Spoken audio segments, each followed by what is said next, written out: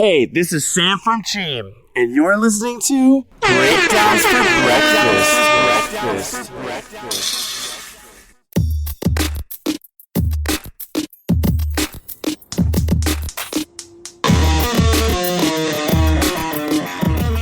Good morning. Welcome back to another episode of Breakdowns for Breakfast. I'm your host, Danger, and joining me is a fellow that cannot properly break down an album without your co-host, Monster. Say hi, Monster. Hi.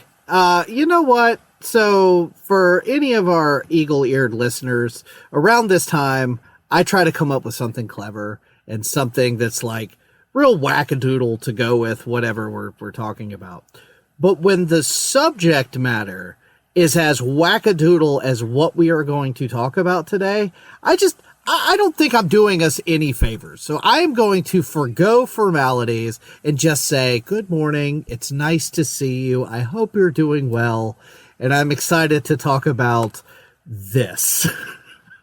And by this, Monster means we are here to talk about an album from a band called Rickshaw Billie's Burger Patrol, and the album is called Doom Wop, that was released September 22nd, 2022.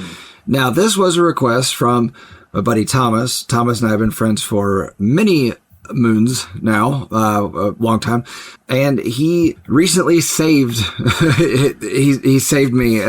He's a tech genius, and I am forever grateful to him. And we usually take a break from the show, from recording it, because, you know, the holidays get busy and we just kind of need more time with our families and whatnot. So we take a break for that. And so, or because of that, will be old episodes that will get a facelift and whatnot. And all of those were on a hard drive that got reformatted because I'm an idiot. And Thomas recovered all of it. And so thank you, Thomas. I do appreciate that. So anyway, Thomas requested that we do Rickshaw Billie's Burger Patrol, this album, because as I understand it, this is one of his favorite bands. You know, nice. we've got a running conversation with a group of buddies of ours on Discord, and he has gone to see Rickshaw Billie's. I'm just going to shorten it to Rickshaw Billie's because I don't want to say Rickshaw Billie's Burger Patrol every time. Yeah, we got or the acronym, which was RBBP. Yeah, even that, I feel like I'm going to mess that up too. Yeah, it's a bit of a tongue twister or lip twister because you don't really use your tongue. Anyway, yeah. Anyway, he requested we do this album by Rickshaw Billie's, and I said sure, okay. Because, I mean, Thomas and I have shared plenty of music with each other that we both like. And to be honest with you, I never gave Rickshaw Billie's a chance. I saw him post several things about him, and I never listened to him. So this was really my first experience with Rickshaw Billie's. What did you think, Monster? So, Thomas, thank you for saving the hard drive.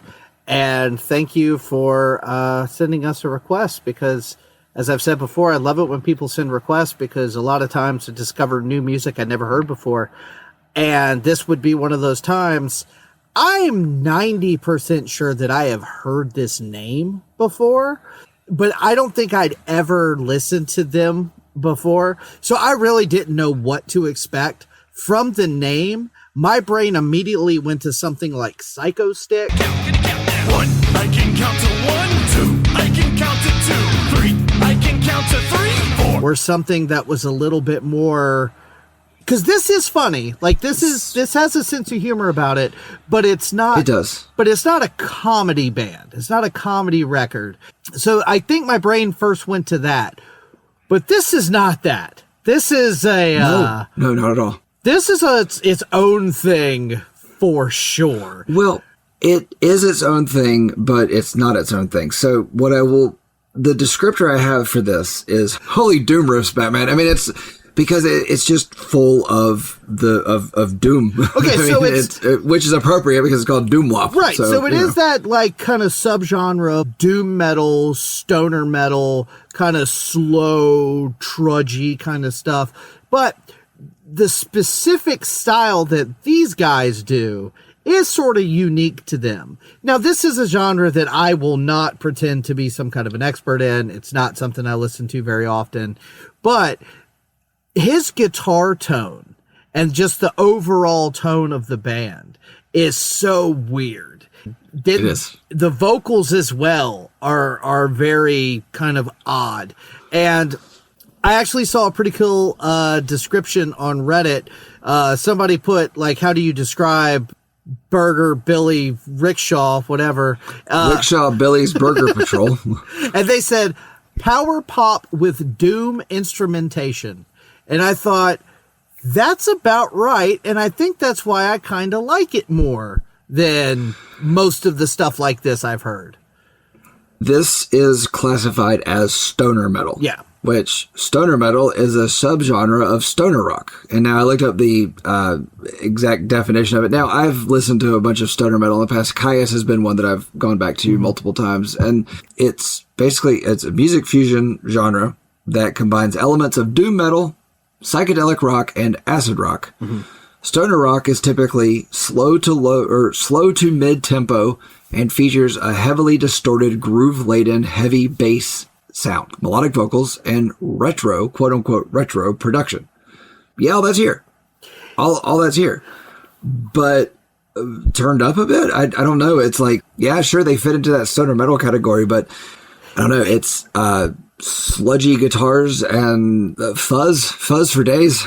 Okay, so yeah. As a guitar player, and liking the kind of music that I like, sometimes these bands just don't do it for me because their songs go on for 5 or 6 minutes. It's a whole Not lot in this of case. No, exactly. That's where I'm going. A lot of times these bands will go on forever because you're right. They're quote unquote stoners. So it's all like jun, jun, jun, jun, jun, like just over and over and over. And it's very repetitive and monotonous. And I don't like that. I would much rather have a 2.5 minute song that has a couple of riffs, gets in and gets out. That's what these guys are doing, which is why, do I like this genre of music? Not particularly, but do I like the way these guys do it better than most? Yes, big time.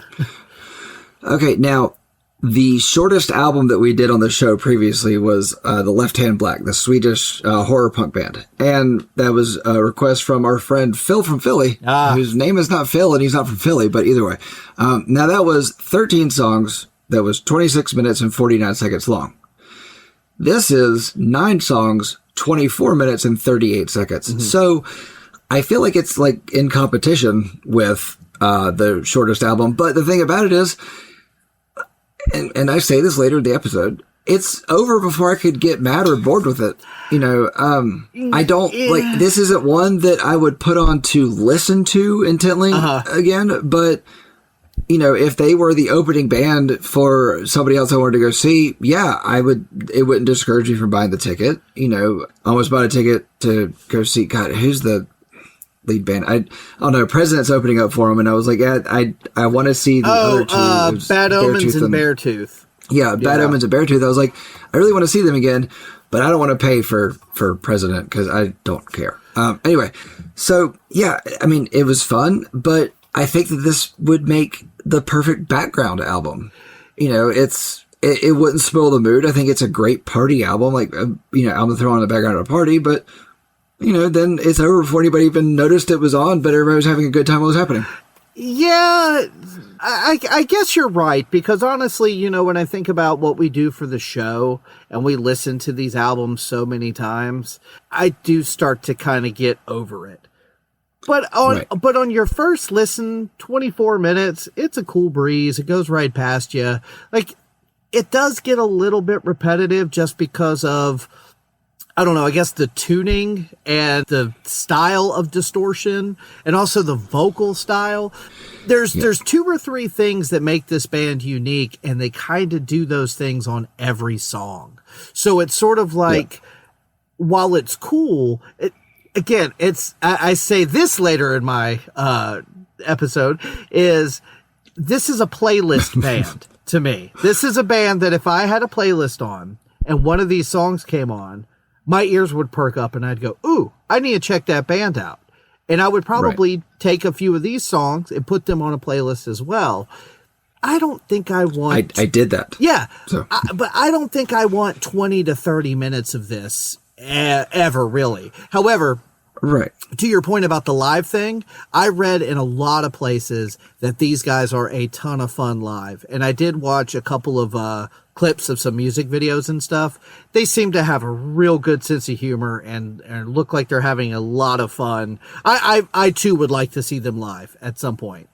I would like to see them live, but I can't say that I would buy a ticket to just see them, but, you know, maybe I will someday. I don't know. But, okay, so I was reading an interview with the bassist. So, okay, I'll run through the people in the band real quick. So, Leo Leiden is vocals and 8-string guitar. And that's, I think, one of the reasons why it sounds as doomy as it does. Oh, yeah. Which actually... I keep saying doomy like it's a bad thing, but it's a good thing in this case. So, yeah. Real quick, before you go any further, because I was, again, as a guitar player, I was interested in this. I looked it up. So here's what Leo does. He uses a combination of effects pedals, including the Earthquaker Talons Overdrive, a tentacle up octave pedal, and a noise gate and tape echo for his guitar solos.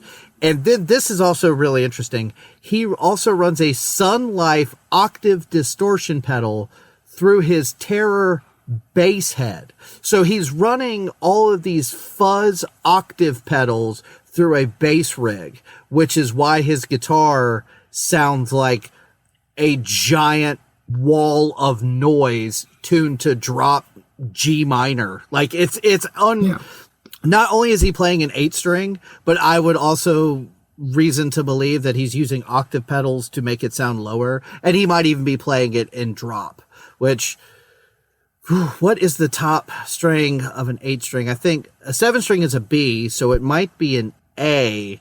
So I made the joke about G minor, but yeah, I think it would be a G. He might be playing in G, which is outrageous. How dare you?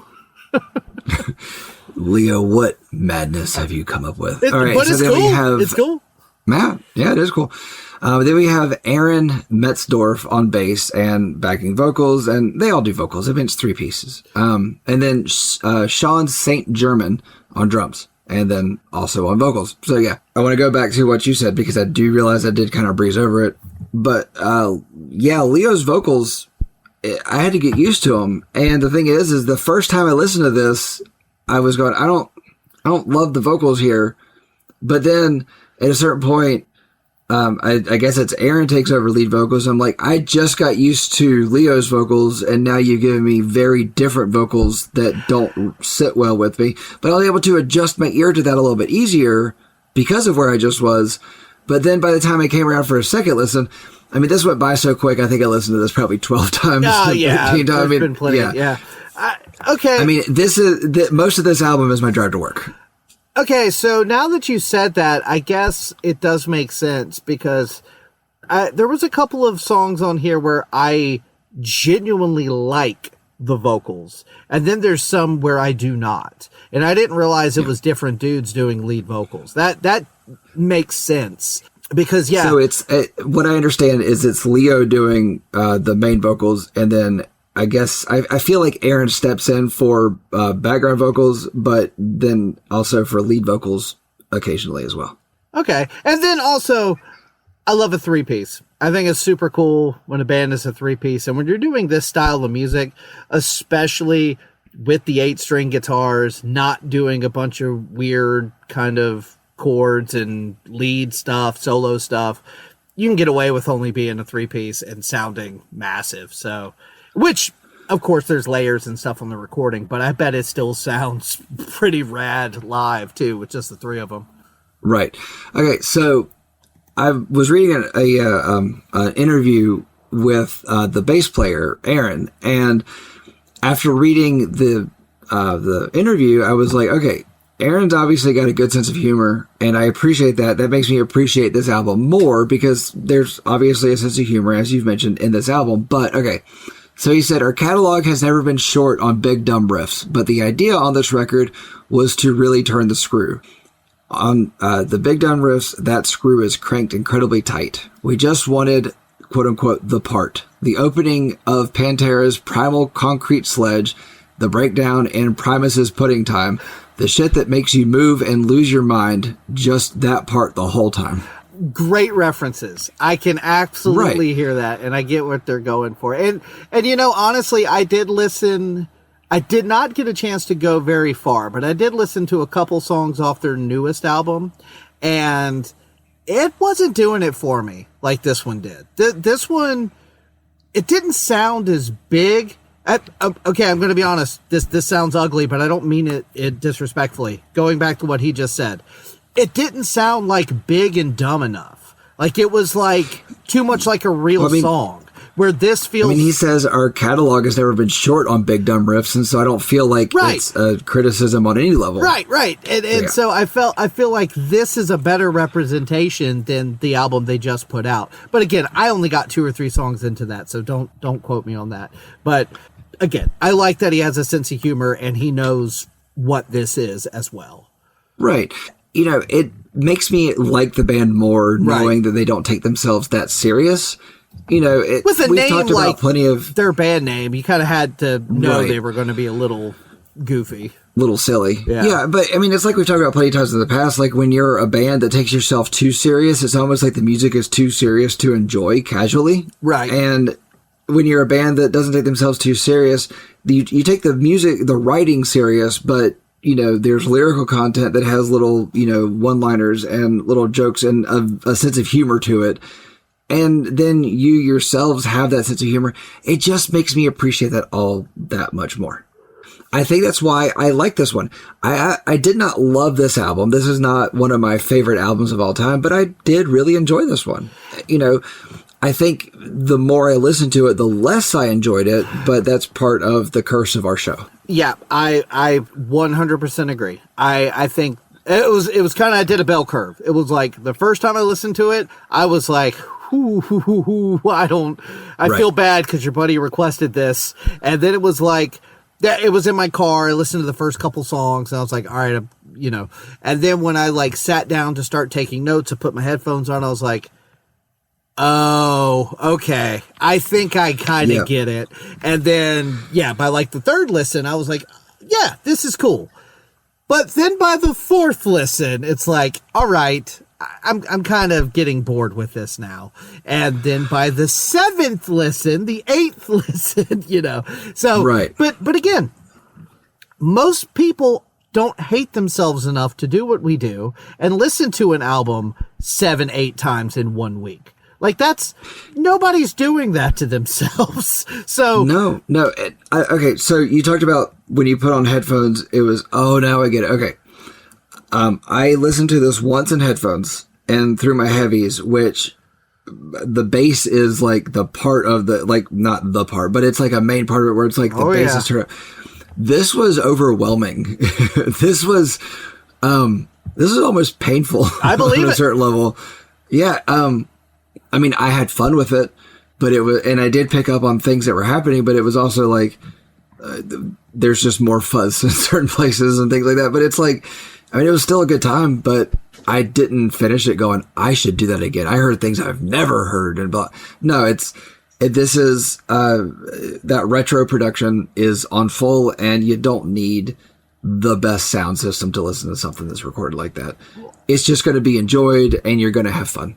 I saw that too about the retro production, but I didn't really hear that. Like honestly, the production was a hard thing to kind of even get a feel for because of how weirdly the band is, like, in general. Yeah, that's completely fair though. Yeah, like because of the way the guitars are tuned and the octave pedals and stuff. It's like, is it recorded on like tracks or is it recorded digitally? I don't know. Does it matter? Like, it's so wacky.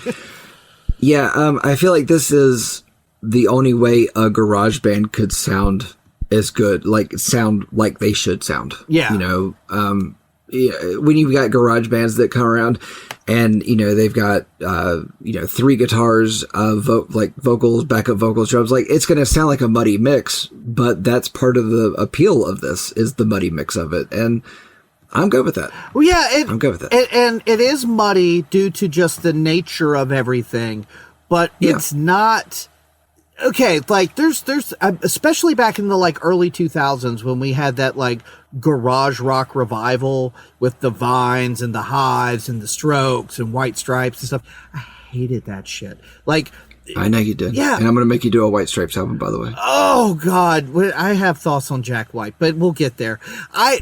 It's not my thing. In hindsight, I can appreciate it more now than I did back then. When, look, it was TRL. I wanted to see Limp Bizkit, Korn, and Britney Spears. I did not want to see the Vines or the Hives. I just wasn't in the mood for it. But this doesn't sound like that. The thing I hated about those recordings in those bands was kind of like the whole Kings of Leon thing. They were doing things shittily on purpose to sound shitty.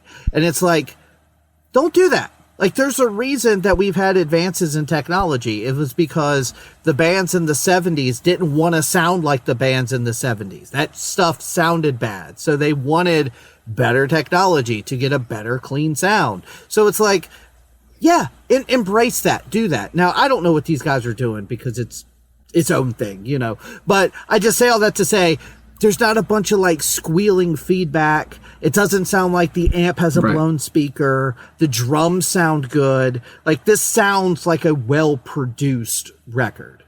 Yeah, no, absolutely.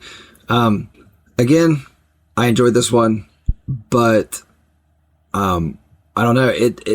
It did start to run together at a certain point, and I feel like that kind of hurt it. Yeah. But at the same time, the tracks were short enough to where it running together, it just felt like a long track. Right. You know? You know who it does kind of remind me of? It's 100% because of the guitar tone. CKY. Like, okay. It does not sound like CKY in the sense that they sound like similar bands, but that specific weird guitar tone that every song has eventually makes it sound kind of repetitive and, like you said, start to run together. But, right. And especially when every song is like 26 BPMs or whatever, like, it's so like trudgy. But for a normal human being that's going to listen to this once and then listen to something else, or put 2 or 3 of these songs on a playlist and come back to it, it rocks. It's great. Just don't listen to it 3 times in a row like our dumbasses did. Yeah. Yeah. All right. You ready to talk about this one? I am. Yes. All right. Track 1, SHOO-IN.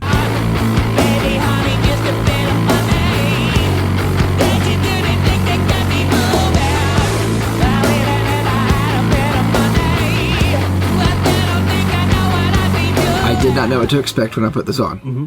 And when that riff kicked in, that opening riff, I was like, oh, this is going to be very different than everything else that we've consumed for this show. And I knew that it was not going to be the normal kind of ride. It was going to be a wild ride of sorts, and it was going to be fun. And then the vocals came in, and we had your second moment of, oh, okay.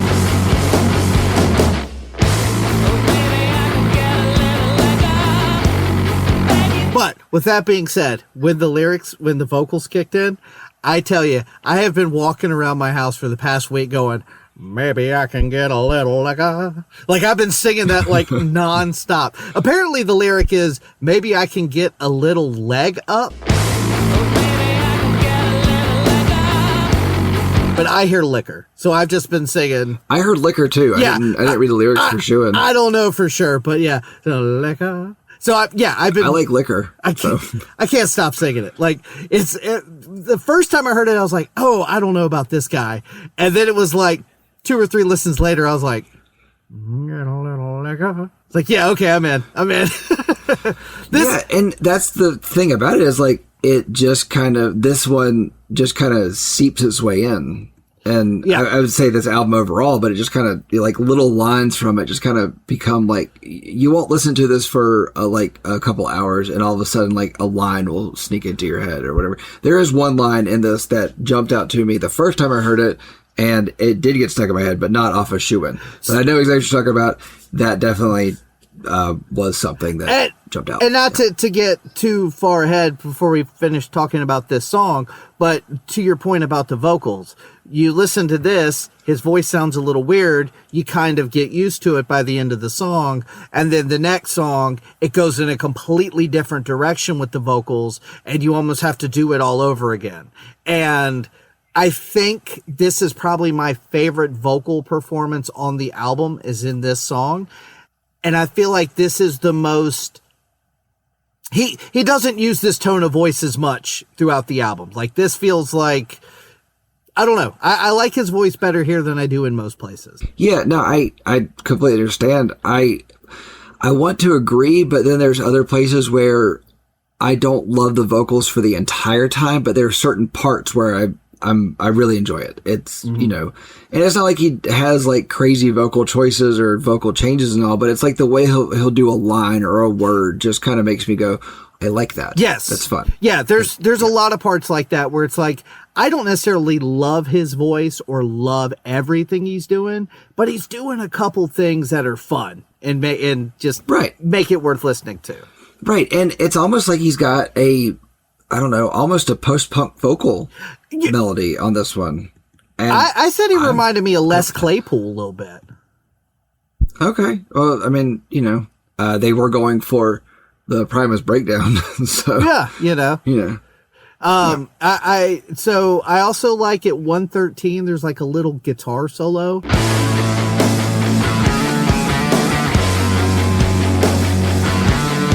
And I say guitar solo sort of in quotes because it sounds like it could be a bass. But the guitar sort of sounds like a bass. So it's, I don't know. There's a solo. There's a solo. Yeah.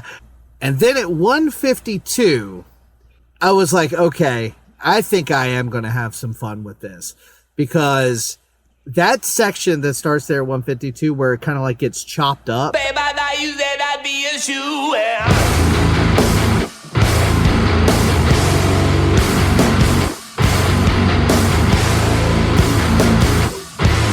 That's definitely my wheelhouse. I love that. Oh, I know it is. Yeah. The thing about that, yeah, 100%, I agree. And I had to say note that I love that section, but I knew that you were going to love it as well. And it's just a fun part. I don't know. Crunchy guitars all the way. The guitar sounds like bass sounds like guitar. It all sounds the same, but I don't hate any of it. Yeah. Yeah. No, it's fun. It's good opener. Good opener. It made me like, okay, this is going to be a ride, and I'm interested to see where it goes. And so we're going to go to track 2, Fly Super Glide.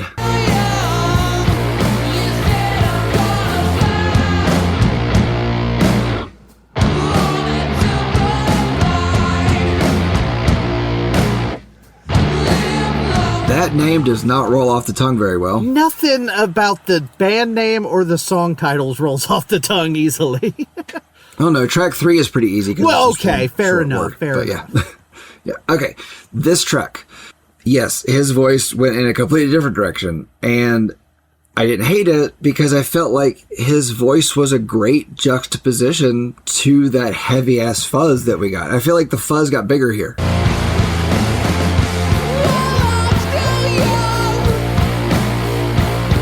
You know, like we got plenty of fuzz, but I feel like it got fuzzier. Yeah, okay, both of these songs sort of start the same with that, like, sort of just big wall of distortion. Yep. But I like sort of the chord progression of SHOO-IN better than Fly Super Glide, because this one does this, like, dissension thing that's like, da-da-da-da-da-da-da. And it's, like, so, like, blah, that it kind of wasn't as into it. And then that voice came in, and I was like, ooh, I don't know about the vocals on this one. Yeah, I felt the same way, the same exact way the first time I listened to it. You know, and the first time I listened to it was in my car, so it was like, maybe the mix is just off in the car, I don't know. But then when I listened to it at home, I was like, I like this one. I really like this one. It's not a standout, but I just really enjoy this. Yeah, I agree. I think that's a good way to say it, is this one is fine. It's not one of my favorites, but it doesn't do anything wrong. And there's a couple, just like a lot of these songs, there's like at least one or two sections that I find interesting. On this one, it's kind of like where the second verse, I guess it is, it's like around 207. There's this extra, again, I think it's a bass, but it could be the guitar, that just like adds this like little lead line behind the vocals that just sort of adds another interesting layer to what's already going on.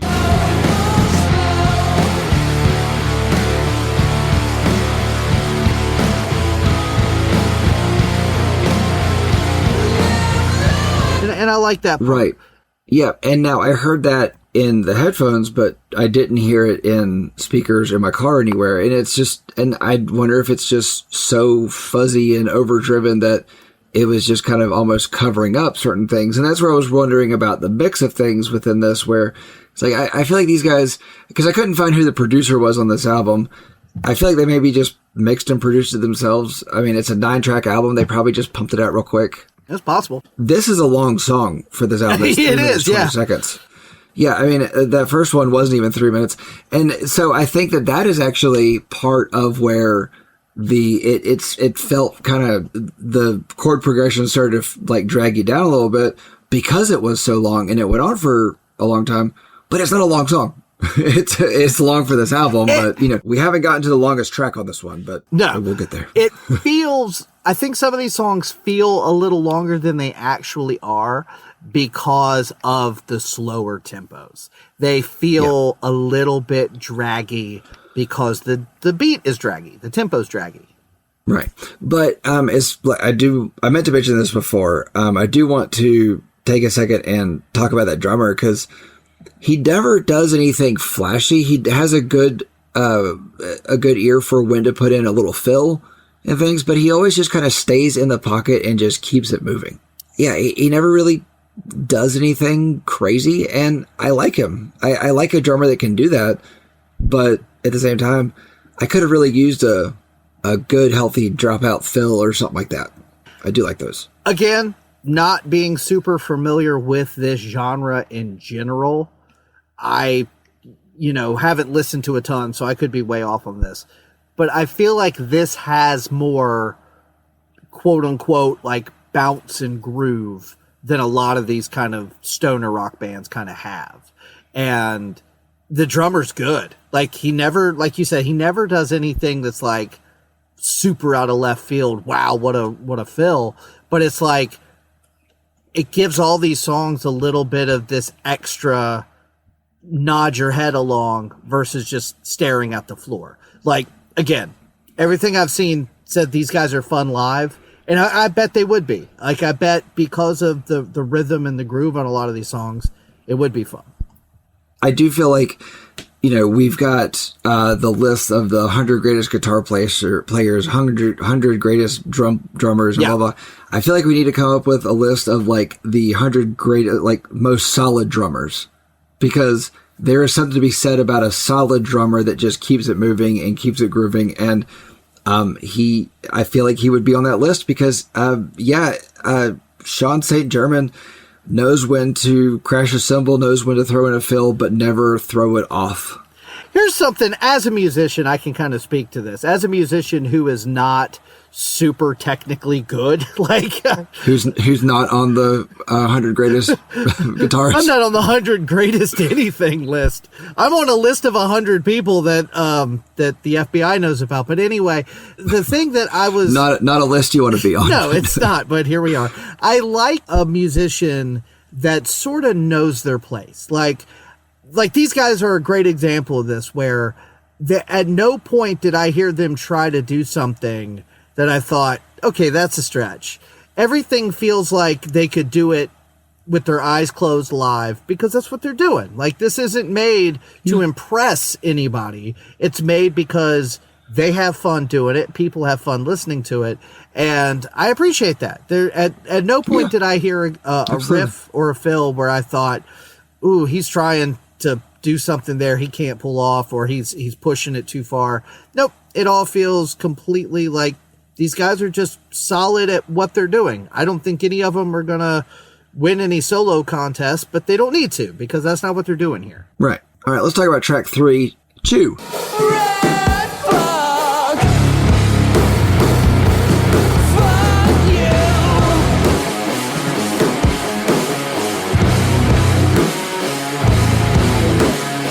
God bless you. I told you it was easy. Yeah, it's an easy name. Chew. I could. Track 3, Chew. I could say it all day. It's Congratulations. Your first grade teacher must be proud. Miss Mayberry is proud. I hope that's her name. It is. Miss Mayberry was my first grade teacher. So anyway, more big dumb riffs. I don't know. I like the term big dumb riff. I don't know. I feel like I'm going to go ahead and say the first half of this album, of this 9-track album, is so riff fuzz heavy. It's hard not to have a good time. I agree. And this is the first one where I think the lyrics are genuinely kind of funny, because the first two songs, none of the lyrics really stood out to me except maybe I can get a little liquor. I'm going to do that the whole time we're recording. And it's always liquor. It's not leg up. I'm never going to say leg up. That's wrong. They said it wrong. It's liquor. Because he talks about liquor later. They wrote it wrong. Yeah, true. They talk about liquor a lot. But the lyrics to this one, I don't know if you looked them up. I try to steer clear of saying the F word on record as much as I possibly can. It's hard to miss the FU. Oh, but you should just read the actual lyrics, because there's a lot more than just that. Because, yeah, at 47 seconds, he says F you, and I clocked it and was like, that's kind of fun. And then I went back and looked at the lyrics and was like, the first 3 lines of the song are shit luck, rat F, F you. Like, well, damn. Yep. No, I did read the lyrics to this one, and I only read them once, because it's like the lyrics are they're so sparse in this one. Yeah. And, and the lyrics are just fun, and, it's almost like they wrote the music and then said, you know what, we have to come up with words because we like this enough. We want to put it onto this album. What are we going to say here? Okay. So that's another thing that I like. Okay, we've bitched and complained about some of these bands and some of these albums where they have a guitar solo and the singer has to sing on top of it or whatever. These dudes will just chill and lay into a groove and just stay there for a while. And this is... I like the solo at 1:30 here. Okay, on this one. That's what I was just getting ready to say, yeah. Because then, like on this one at 1:30, it goes into sort of a solo, but it's also just kind of a riff.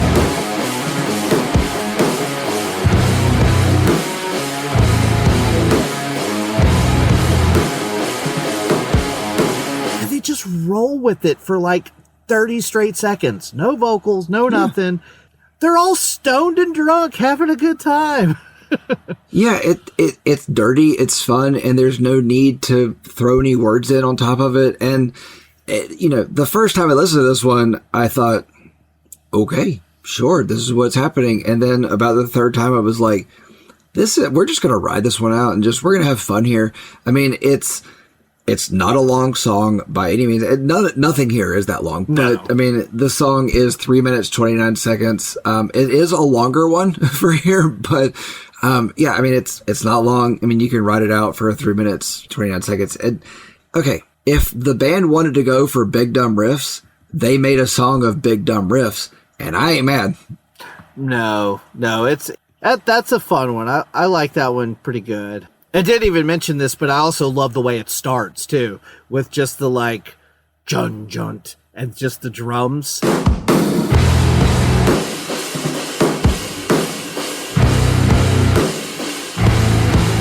And it just has a cool... Yeah. And again, talking about that power pop, or...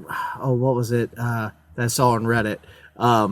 Yeah, power pop with doom instrumentation. That chord progression that he plays at the beginning is a very like pop rock chord progression. He's just playing it in the key of mud versus like a regular guitar tuning. So it sounds weird. But yeah, it's still like a pop rock riff. So cool. Yeah, like I like that. Okay, the key of mud sounds like the name a band would give to like the demo EP that they put out just to fill a void of, but I like the term. If there's the Key of Mud. If there's not a band or an album called The Key of Mud, what are we even doing here? Come on, people. I don't know. It's gotta be. But yeah, so I feel like this was, I don't know, a balance of like just groove and groove and like an aggression, but friendly aggression. Like, I'm going to punch you, but with a smile. But, then we're going to laugh and have a beer afterwards. And that's fine. And the thing about about several tracks on this album is I don't have a lot to say about them aside from like, this is fun. I like this. Yeah. This is good. Yeah, they're so simple. Like, there's not like this weird part that starts at 45 seconds that goes for, it's just big dumb riffs with goofy lyrics on top. I mean, this isn't meant to be scrutinized to the nth degree, but hey, that's why you came here, people. You wanted to hear us do that, so we're gonna give it to you. Okay, you could have listened to this album 4 times in a row by the time you get to the end of this episode. Yes, absolutely. We're actually spending more time talking about each song than the album is long. Absolutely. 100%. Yeah. So, yeah, I don't know. It ends on another dirty solo that's fun. Yep.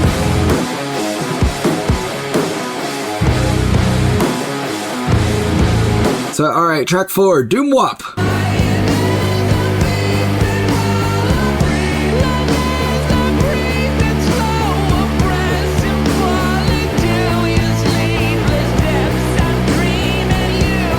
The title track, Doom Wop. I could say that one too. So I'm really impressed. You're really I'm really proud of you today. Miss Mayberry, you better listen. Why are you here? I have no idea where she is. She's probably like 70 and like, I don't know, Doom Wop is not something she would ever listen to, but it's fine. Whatever. Joke's on you. She's probably goes to their concerts and sits in the back smoking Marlboros and chugging Budweiser. Marlboro Unfiltered Reds, and she's our biggest fan. Also, I keep making the joke about stoners and being drunk and being high. How funny would it be if, like, all these dudes are straight edge and they're just like, yeah, we just play this kind of music because it's fun, but nah, we don't smoke, man. That's not cool. Yeah, and I don't want anybody listening to think that we're ever saying stoned or drunk or whatever like it's a bad thing, because I don't care what you do. No, absolutely not. We do not care 100%. No, I do care that you listen to the show, but I just think it would be really funny if there was a stoner rock band that doesn't get stoned. So I've wondered before if those two things are synonymous with each other, and I found that they're not, but, the stoner rock is just a term that's been given to this. Right. I think because it's, I think actually the first time stoner rock was given to something was actually Black Sabbath. And I think that I almost feel like it's a derogatory term. Like, it was like stoner rock tag was given in, Reefer Madness. Who knows? But yeah, I don't know. Back to this song. Yeah, this is a music review show. Yeah. Let's review the music. I don't like this one very much. This is sort of one, like the first one that I was like, meh. I don't know. Like, I did enjoy this one. Okay, you're still in. Okay. Yeah, I'm still in. I'll let you know when I'm out. Well, okay, let me rephrase that. I'm not out. It's just this one was the first one that I think part of it is because he starts singing pretty much as soon as the song starts. And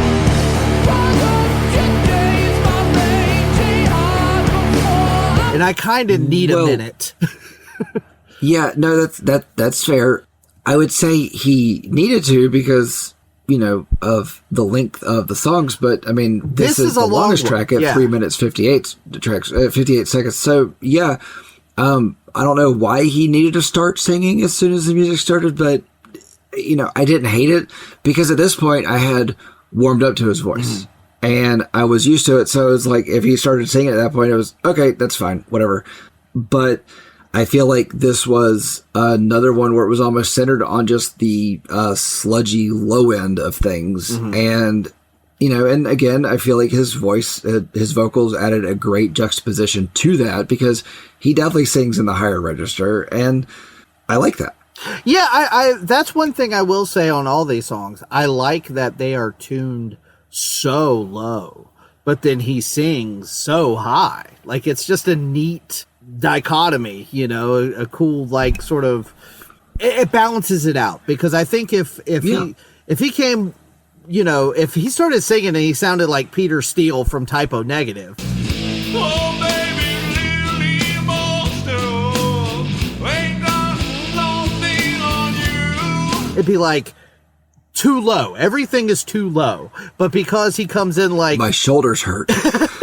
but because he comes in like Les Claypool, kind of like nasally and squeaky, it's sort of like a fun little balance with how gloomy. I think doom wop is a funny way to put it, because it is sort of doom riffs with sort of a doo-woppy kind of rhythm, which I don't think this song has that, but I think the next song is the perfect example of that.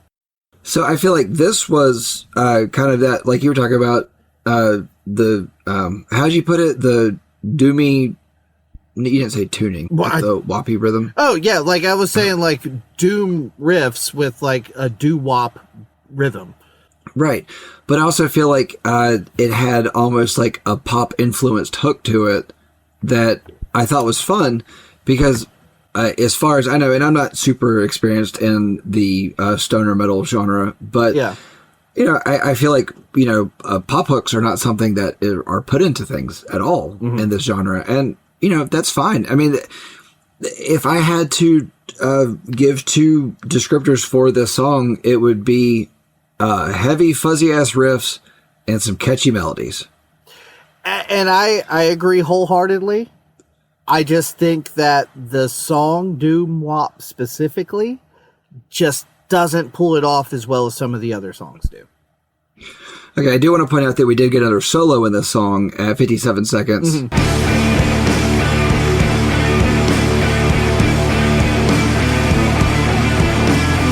it's just a fun, fuzzy solo. Yeah, that's probably my favorite part of the song, is that little section right there.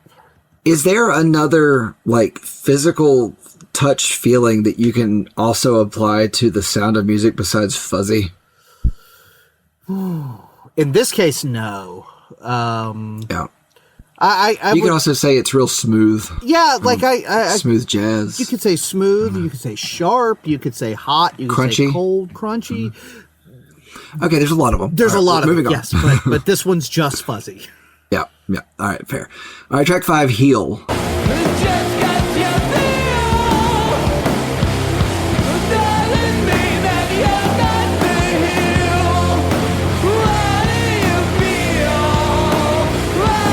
I can say this one too. Okay, if you stutter one time when you read your closing statement, I will slap you next time I see you. I'm going to stutter like I've got the worst speech impediment. And I'm not going to edit any of it out. I'm going to leave it all in. You're Miss Mayberry? Mayberry. Yes. She's going to know the truth. Yeah, I also had a Miss Weatherman. But you know, I don't give a shit. We're going to go through all my teachers in elementary school. All I remember, hold on, let's see. My second grade teacher was Miss Anderson. I don't give a shit. The only reason I remember that is because for my second grade talent show, me and my dad did a version of the Smothers Brothers, the Boil That Cabbage Down Boy song. Boil that cabbage down, boys, turn that whole cake around. Just look it up on YouTube. It's a great bit. It's hilarious. And me and my dad were killing it. I'm not going to. Yo, you should. And at one point I start making underarm noises. And my dad goes, whoa, whoa, whoa, whoa, whoa. Where did you learn to do that? And I was like, Mrs. Anderson taught me. Crowd went nuts. I've been a performer my whole life ever since.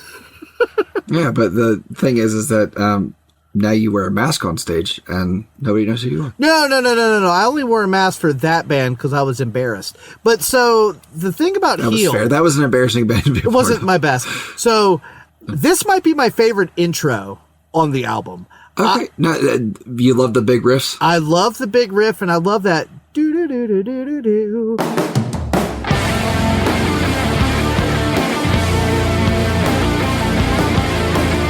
Like, again, kind of a pop punk, pop rock kind of lead line, and I think it's cool. I like it. Yeah, no, it's fun. This was one I haven't started going down yet. We're still riding. Yeah. We're still having fun. So I was gonna say Doom Wop is not one of my favorites, but then I'm into the next couple, so I'm still good here. Yeah. So in this song, you talked about when you get a little liquor. It's liquor, not liquor. Uh-huh. Yeah. What do you feel got stuck in my head. Mm-hmm. It just did. And I mean, I don't know. I feel like the music on this one, the riffs are meant to grab attention. And this is another example of where, that drummer just locks in and just stomps it out. And I say stomp it out because there were times where I felt like he was stomping on that bass drum. Yeah, the vocals are the only thing that don't really work for me on this one. I love that intro. I'm having a good time with that. I think the music's really good. And then it comes and like this. And I'm like, I don't know.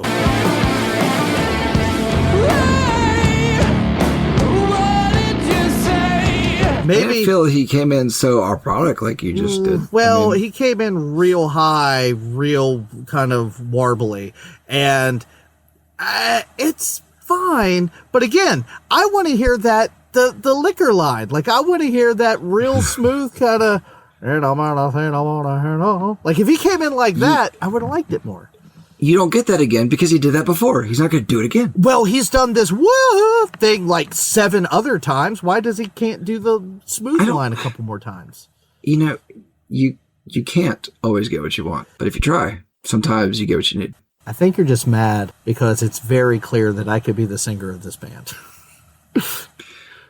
I think I'm mad because you keep singing and I have an earbuds and I'm having your singing funneled into my head. Anyway, I do feel like Heel would have been one that should have been moved up. Like there should have been something swapped here. Maybe swapped with Doom Wop because I do feel like, the rhythm that this one had was a bit more driving and, I feel like it established things and kind of pushed things forward. And like the vocals didn't bother me so much here because I feel like there was just this rhythm to it that was just, I don't know. I want to say it got me pumped, but it didn't get me stoned. I don't know. It made me want to do things like just do something, like I didn't want to sit still listening to this one by any means. And I didn't want to dance, but I felt motivated, I guess. I guess that's the thing that I keep coming back to. When I think of stoner metal, I think of the exact opposite. I think of sinking into your couch until you're one with the sofa. Where this, like you said, it kind of makes you want to get up and move, and it has more groove to it than I think a lot of these bands do. And I'm kind of picking on the singer's voice a little bit, but I honestly don't think it's bad. Like I said, I just don't love what he's doing on this one. I would have preferred a different choice. But I do like the fact that he worked the line jibber jabber into the lyrics because there's not enough songs with the words jibber jabber.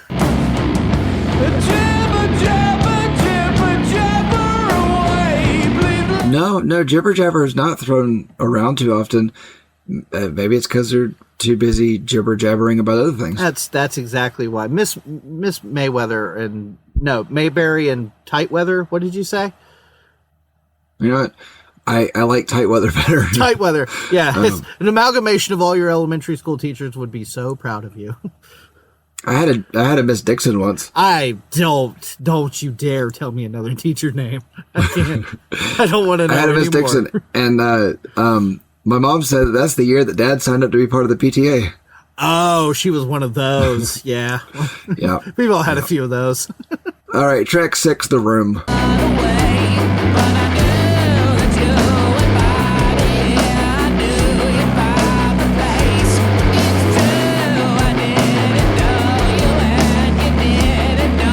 I could say that one too. You know what? I'm going to be real impressed if you can say track 7. I can. I've actually said that phrase before. Anyway, let's talk about this song. Oh, yeah. That's true. So have I. I wanted this to be about the movie. I wanted this song to be about the movie The Room. You are lying. I never hit you. You are tearing me apart, Lisa. I did not hit her. It's not true. It's bullshit. I did not hit her. I did not. Oh, hi, Mark. I read the lyrics. It's not about the movie. As far as I could tell, it's such a terrible movie, and it's so much fun. If you haven't seen The Room, please go see The Room. Watch it with people. It's not a good watch alone because it's just not as much fun. Because if you're watching a bad movie like The Room and you're able to laugh at it, and it's a communal experience. Sure. It's not a good movie, but it's a fun movie. Let's put it that way. So anyway, I did feel like on this one, we started to run into where everything was sounding the same and kind of running together. Now, I did say before that the songs are short enough to where it does kind of just feel like a long track, and even the longer tracks, it's like, okay, we've got 3 songs here or whatever, no big deal. But looking at the track listing, it was okay. Things are starting to sound the same, and then the vocal started.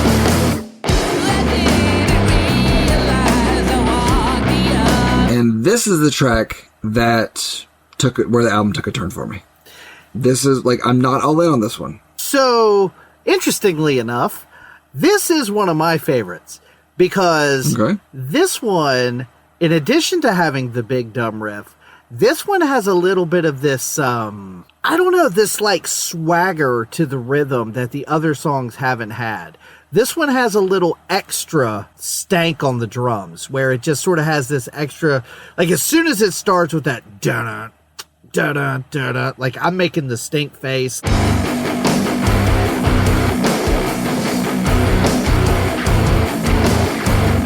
And then I prefer his vocals on this one to the last one because... See, I feel like the vocals were completely different on this one, and I feel like this is where we got the bass player stepping up and doing lead vocals.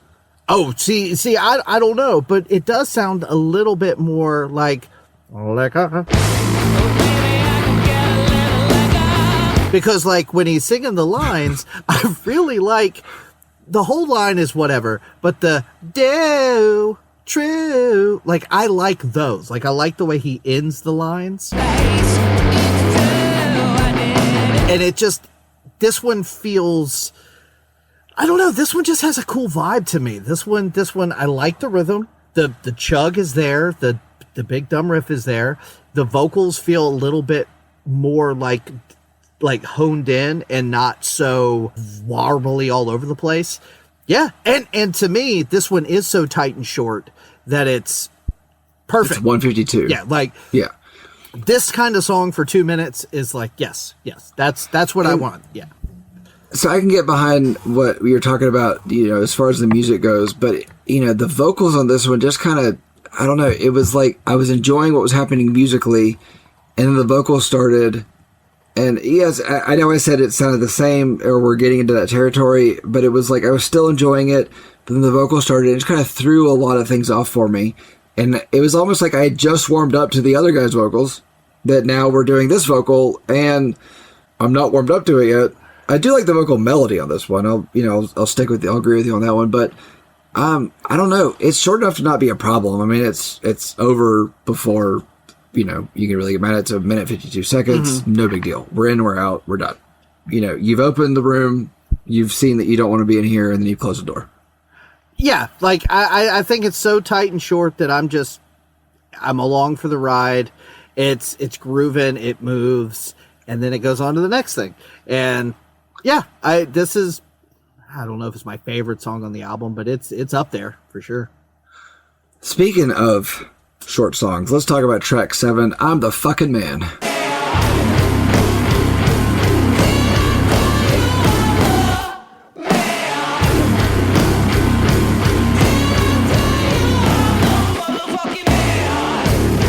Mrs. Mayberry would be proud.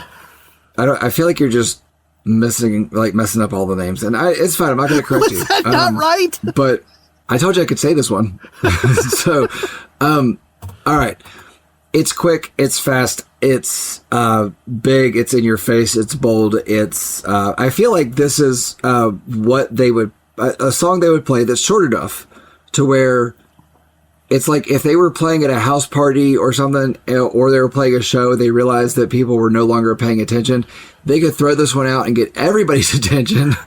Okay. Especially with that chorus line. Okay, so I just wanted to read the first verse, the only verse maybe, because obviously the chorus is basically the line you just said, repeated over and over. But did you read the lyrics that this song starts with? Yeah. Okay. Yeah. I'll just for our audience, I'll fill you in. It says, did I tell ya I painted Mona Lisa with some cat shit and some cigarettes and pizza? Did I tell ya I painted Mona Lisa with some cat shit and some cigarettes and pizza? In the attic, where I jacket, spraying Mona Lisas, Mama's titty milk has got me thinking. In the attic where I jacket spraying Mona Lisa, Mama's titty milk has got me thinking. I'm the effing man. Motherfucking man. Yeah. I don't know. I'm going to amend what I said before that they're going to get people's attention with that chorus line. But no, the whole song, the lyrics are going to get your attention. We did, just a few episodes ago, we did Relative Ash that talked about sperm a lot on that album. And I feel like this is the one song that talked about sperm as well, but it was at least more creative with talking about spraying Mona Lisas. Again, just maybe they're on my brain because we've brought them up on a couple episodes. But those lyrics, big mindless self-indulgence vibes. Mm-hmm. They're kind of gross and offensive, but they're also just so silly and stupid that you have to just kind of laugh at it. Like, if you get offended by that, you have a problem, not them, kind of thing. And it's Right. So the song starts, it's okay. Then the lyrics start, and I'm like, he gads, man. But then the riff that kicks in after the I'm the effing man line, dun, dun, dun, dun, dun, dun.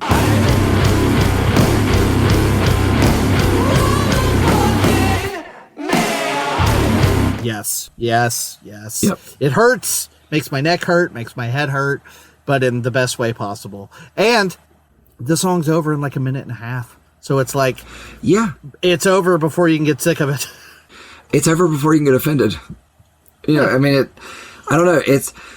This is a sludgy, bass heavy, sperm ridden song. I don't know. I feel like it's about egos, but I feel like it's about a guy's ego, but it's not about the ego. I don't know. I feel like this was a song that is almost like they sat down and said, what is the most ridiculous lyrics we can write? And this is what we got. Yeah, until they wrote the next song. Okay, let's move on to the next song then. Track 8. Jesus Was an Alien.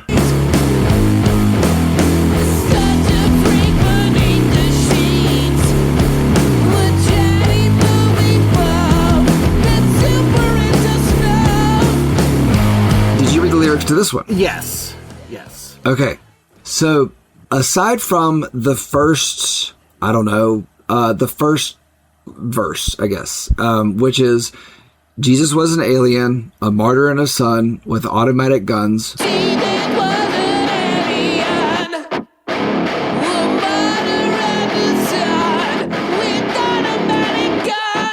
White and American, a hooker for a mom, a dad that loved a dom.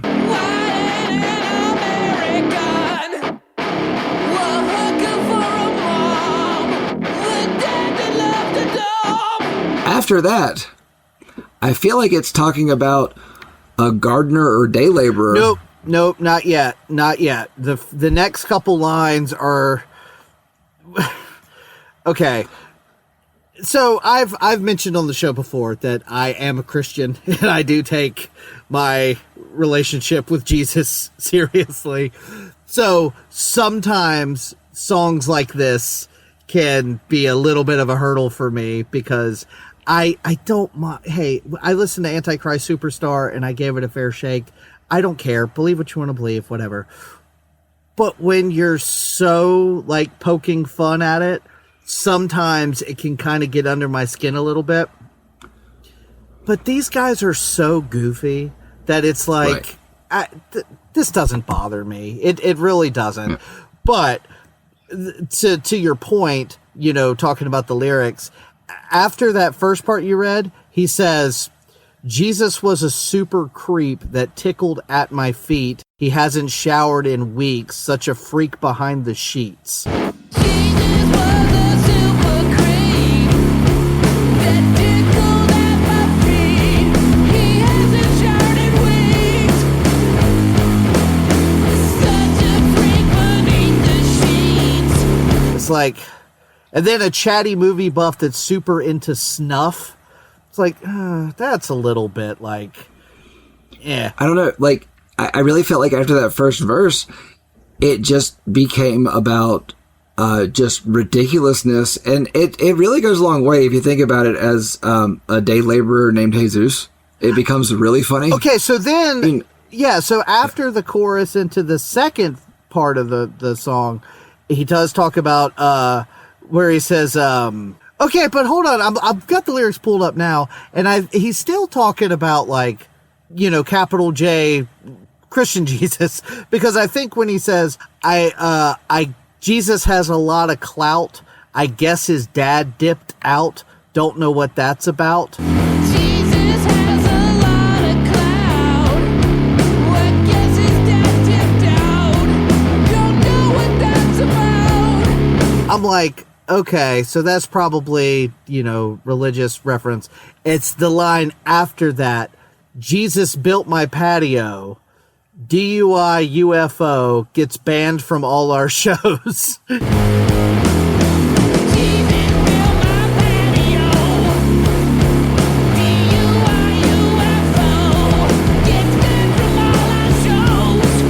It's like, okay. That's kind of funny. And then the next couple lines too about Jesus always gets me high and stuff. It's like he sucks, but what a guy. Yeah, like, so it doesn't offend me, but when he's talking about like, Jesus, are you kinky? Take me down to Pleasure Town. Like, again. Okay, that line, the way he sings, take me down to Pleasure Town and show me what it means.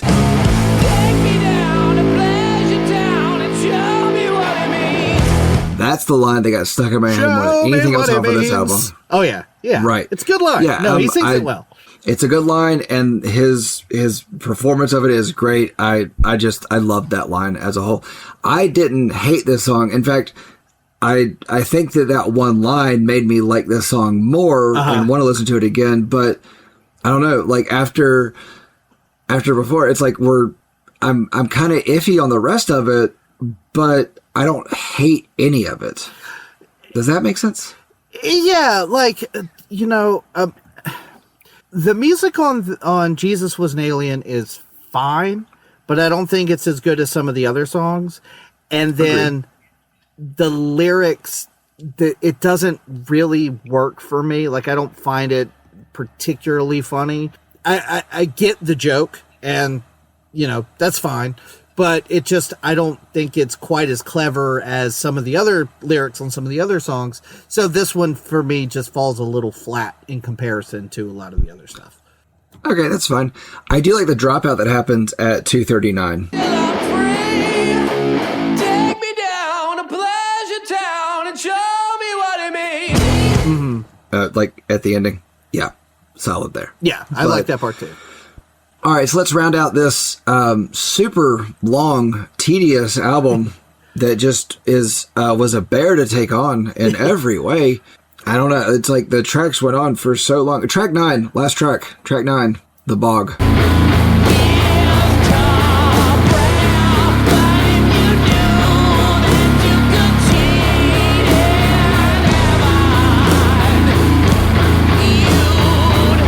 Again, I think this may be it's in competition for the shortest album, for sure. But I feel like it was a fine closing track. I mean, I felt like it was one of the better ones that we've gotten on this back part of the album. But yeah, I really like the guitar tone at the beginning. Down in the bog, out in the swamp, life shimmers. It's a little something different. Right. I feel like this was the first time we actually got a change in tone in the song. Mm-hmm. So that's cool. And I think I liked it because it was different. And like I've said several times, that things kind of started running together at a certain point musically for me. But I don't know. I think I've almost just had too much Doom at this point. Yeah, and because you do have that different kind of guitar tone, I think he comes in a little bit too hot on the vocals. Like, had he come in with a little bit more of like, can I get a little like a... Like, it would have, like... You just want more of that. I do. He only does it on the one song. I think if he would have came in a little smoother, it would have, like, led into the song better. But, yeah, for me, this is that stretch. 7, 8, and 9, I'm sort of, like, kind of shrugging. Like, because, to me, it doesn't sound like they're, like, out of ideas. But these songs just don't feel as... well polished and as confident as the first 5 do, or 6. So this one feels like a closer to this album, but it feels like almost like a 70s garage rock song, especially like, okay, so let me rephrase that. Up to 53 seconds, it feels like a 70s garage rock song. And then at 53 seconds, it's like they threw all the Doom they had on top of it.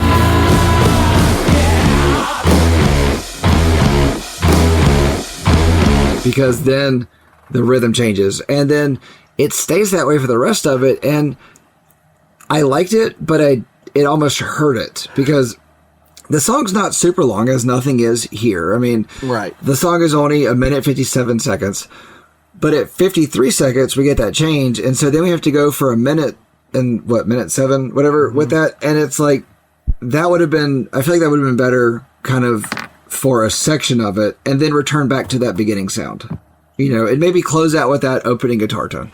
So, as someone who is not super well versed in doom rock and stoner metal and those kind of genres, when I think of those kind of genres, that 53 second to the end of the album is kind of what my brain thinks is going to happen.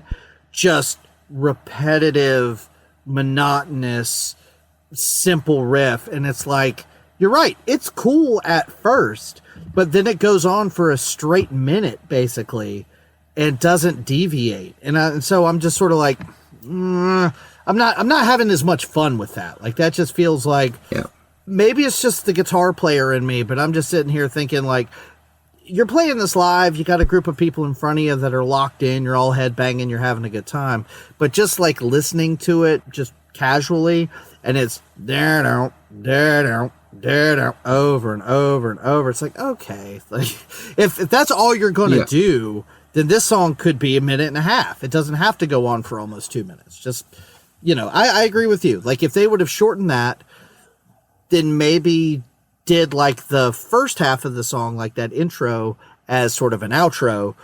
I don't know, something to mix it up a little bit. But it's fast enough. It's quick enough to just be done and be okay with it. Yeah. And then it starts back over and you're back at SHOO-IN. Right. And we know what happens at SHOO-IN. What happens at SHOO-IN? Can I get a little like a... Oh, I thought we were going to talk about Miss Mayberry again. What did I call her? You said I got it wrong. Did I not say Mayberry? I don't know. I think, I don't know. I feel like you said Mayweather. At some point, I don't know. I was just letting you run with it. I'm trying to combine all the teachers' names that you told me. So Miss Mayberry, Miss Weather, what was it? Now I'm trying to mix them all together. Weather and Dick. You asked me her name, Miss Dicksweather. May Dickweather. Got it. May Dickweather. May all right, cool. Dickweather. Monster, what's new with you? Hey, hey, good looking. What you got? Cooking. I said The Room. Because like I said, it just has this extra little, I don't know, it has this extra little head nod to it that I really, really like. So, I mean, there's a little bit of new on a couple of these songs with the way that drummer kind of like, grooves in there. But I feel like The Room had the best, like, all-encompassing feel. So anyway, Yeah. Danger, what's cooking? I'm going to be honest with you. I had to, listening to this, I could listen to this 4 times while cooking.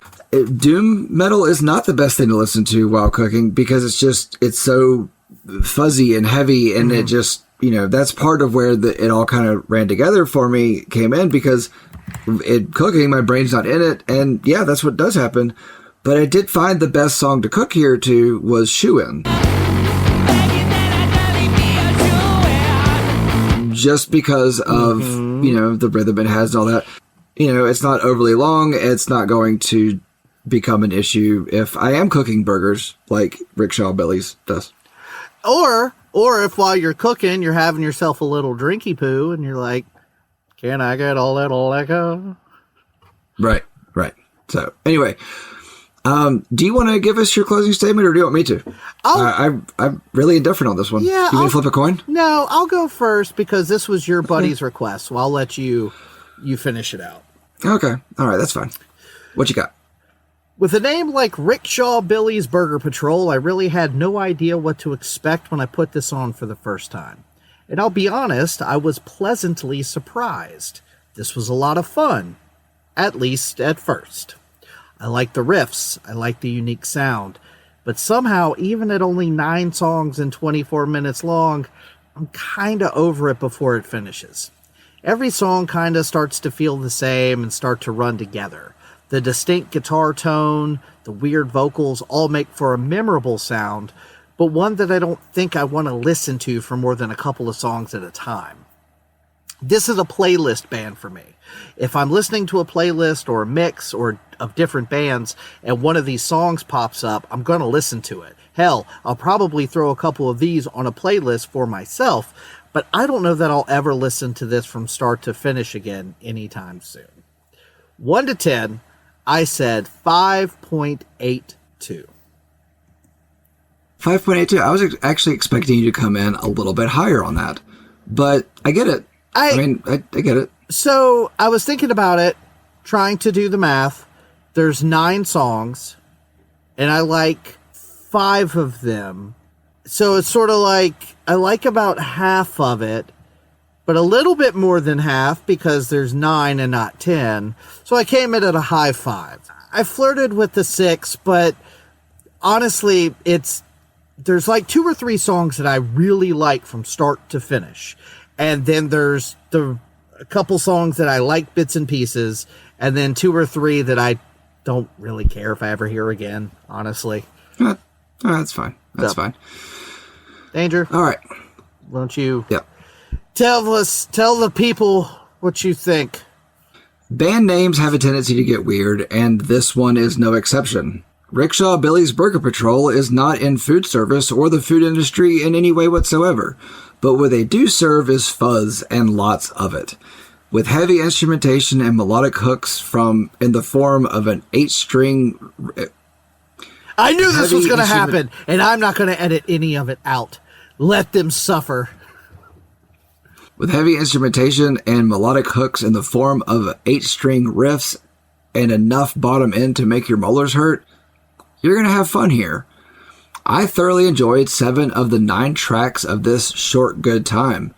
Doom Wop as a whole was over before I could get mad or get tired of it most of the time that I listened to this. Rickshaw Billie's Burger Patrol, or RBBP, gave us 24 and a half minutes of more or less run together. There are some standout moments here or there with tracks like SHOO-IN and CHOO, and the rest is just fun, but I'm kind of tired of having fun in this way. Doom fun is not fun all the time. This is a quick listen that will not kill the mood at any party. Big dumb riffs? Yes. A solid background album? Absolutely. I can say that most of what is here I don't absolutely love, but I wouldn't be mad if it was ever put on again at some point, especially if it was thrown onto a playlist. I gave this a 6.77. Ooh, okay. Well, so sometimes this might be showing my hand a little bit. Sometimes I come in a little bit lower on certain albums because I know you're going to come in a little higher, and that way it gives it a good Because now, when you give the final score, it's going to be like a relatively low to mid 6, which is kind of what I was flirting with. So, in the end, it all shakes out, baby. Yeah, I was, when I went through it mathematically, it kind of came in a little bit lower, and my score came in a little bit lower, and I was like, I like this a little bit more than that. I don't love this, but I like it a little bit more than the number I was at. So I kind of gave it a few extra. And it's like I couldn't go above a 7 because it was like I don't love this 7, but right. But I like this enough. So for me, like I've said before, I reserve 7s for stuff that like I really like from like start to finish. I like just about all of it, and then it's like, well, how much do I like it? And then it goes up from there. So I'm with you. I think we're a little bit stingy with our score sometimes, but that's good. It keeps people on their toes.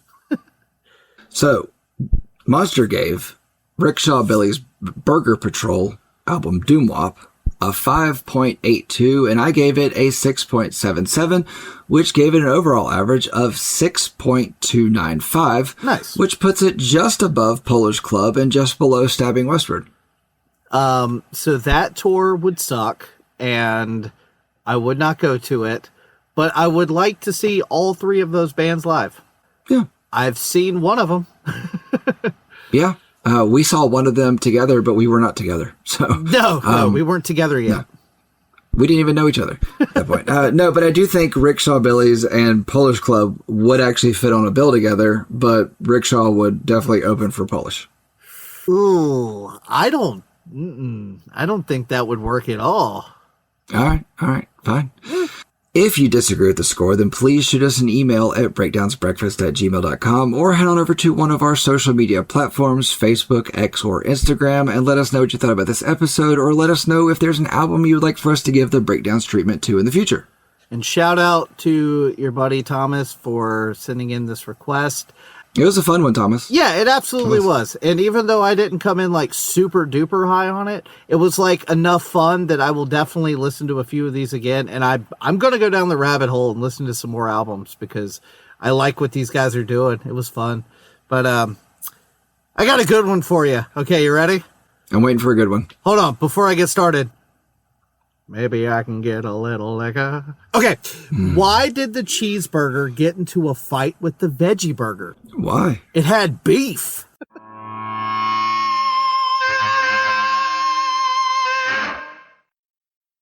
It is. Miss Mayberry was my first grade teacher.